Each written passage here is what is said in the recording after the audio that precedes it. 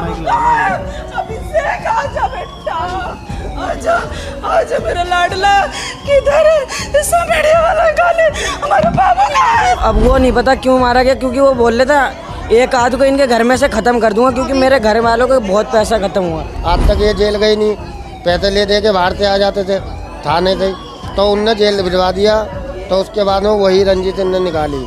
दो तीन दिन पर चाकू मार मार के लोगों के जेल पहुंचा देते हैं, 3 महीना में छूट जाते हैं। वो गुंडा है जो हमारा बच्चा के मार दिया, हमारा बच्चा के कोई ला दे वापस। मुझे पता लगा, तुरंत ही आया तो देखा मैंने वहाँ पीछे गली में वो पड़ा हुआ था चित, तो उसके बाद में पुलिस वालों ने मुझे जाने नहीं दिया। मगर हम लोगों से लड़ाई नहीं हुआ था, पूछे इन लोगों से, हम लोग तो थे भी नहीं जब लड़ाई हुआ था, तो उसी को बदला हमारे बच्चा के मार दिया। 16 साल के हमारा, देखो कितनी सुंदर बेटा है वो, हमारा बच्चा पढ़ रहा था। नमस्कार। गाजियाबाद के सूर्य चौहान हत्याकांड का सदमा अभी देश से गया भी नहीं था कि राष्ट्रीय राजधानी दिल्ली से एक ऐसी खौफनाक और बर्बर वारदात सामने आई जिसने पूरे इलाके को झकझोर कर रख दिया। जी हां, दिल्ली के न्यू उस्मानपुरी में सोमवार देर रात करीब 1.5 दर्जन हथियारबंद बदमाशों ने मिलकर एक नाबालिग किशोर को चाकू से गोदकर मौत के घाट उतार दिया। यह कोई साधारण अपराध नहीं, बल्कि इंसानियत को शर्मसार कर देने वाला बड़ा कांड है। इस हत्या के बाद दिल्ली में सड़कों पर परिजनों और स्थानीय लोगों का आक्रोश भी देखने को मिला और चारों तरफ योगी सरकार के फैसलों की तरह इस हत्याकांड पर भी न्याय की मांग की गई। हालांकि पुलिस ने इस मामले में 2 नाबालिगों को निरुद्ध कर एक अन्य आरोपी को गिरफ्तार किया है, लेकिन लोगों का आक्रोश थम नहीं रहा। दिल्ली में भरे बाजार में बदमाशों ने बेखौफ इस वारदात को अंजाम दिया और मौके से फरार हो गए।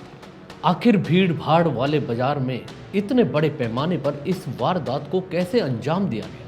इस घटना के बाद स्थानीय लोगों में दहशत का माहौल बना हुआ है। घटना उत्तर पूर्व दिल्ली के न्यू उस्मानपुरी इलाके की है। सोमवार देर रात जब इलाके का लोकल मार्केट खुला हुआ था और लोग खरीदारी में व्यस्त थे, तभी 12 से 16 युवकों की एक टोली वहां पहुंची। इन बदमाशों ने एक 17 वर्षीय अभिषेक नाम के किशोर को घेर लिया।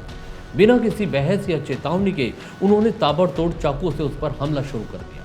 चौंकाने वाली बात यह है कि आसपास दर्जनों लोग मौजूद थे, लेकिन हथियारों से लैस हमलावरों को देखकर किसी की हिम्मत नहीं हुई कि वो आगे बढ़े और उसे बचा सके। हमलावरों ने तब तक वार किए जब तक अभिषेक जमीन पर लहूलुहान अवस्था में नीचे नहीं गिर पड़ा।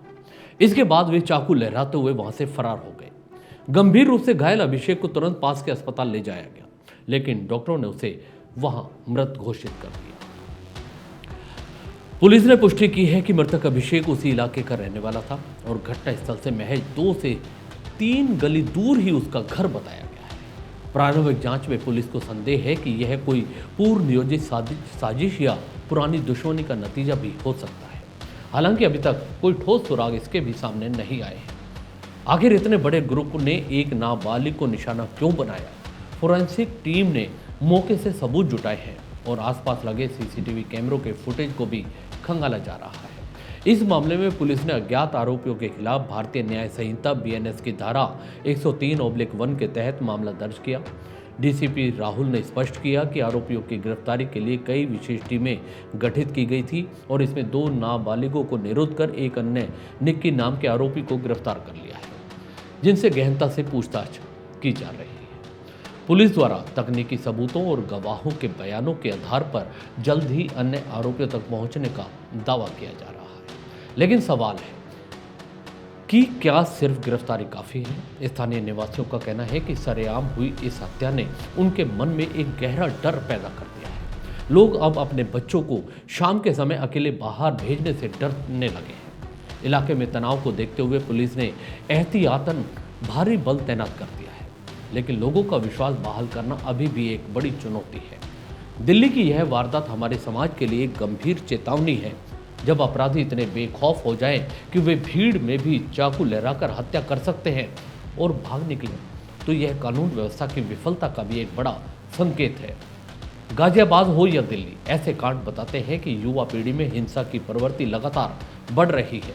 सरकार और पुलिस को सख्त कार्यवाही के साथ साथ सामाजिक स्तर पर भी काम करने की आवश्यकता नजर आती है। माता पिता, शिक्षक और समाज के हर वर्ग को ये सुनिश्चित भी करना होगा कि नौजवान गलत संगति और हिंसा की ओर ना बढ़े।